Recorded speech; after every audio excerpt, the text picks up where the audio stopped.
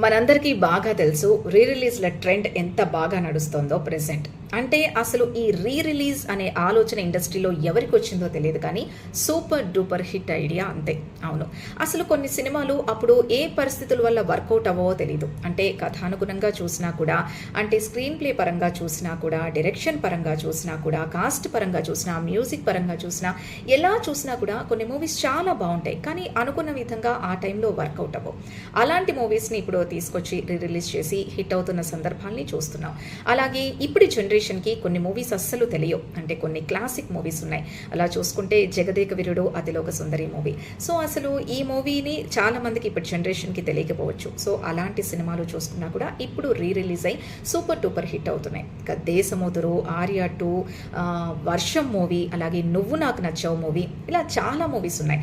రీసెంట్గా చూసుకుంటే Shiva movie, Khaleja movie. అసలు ఇంకా కలేజా గురించి ఏం చెప్పాలి, అది శాటిలైట్ పరంగా ఎన్నిసార్లు రిలీజ్ అయినా కూడా చాలా బాగా ఆదరణ దొరుకుతుంది కలేజా మూవీకి. కానీ ఎందుకో థియేటర్స్లో అంత బాగా అది వర్కౌట్ కాలేదు, విజయాన్ని సాధించలేదనే చెప్పాలి. సో ఇప్పుడు నెక్స్ట్ వచ్చే రీ రిలీజ్ మూవీ ఏంటంటే డిసెంబర్ 13కి వెంకటేష్ బర్త్డే సందర్భంగా ప్రేమంటే ఇదేరా మూవీని రీ రిలీజ్ చేయాలని డేట్ ఫిక్స్ చేశారు.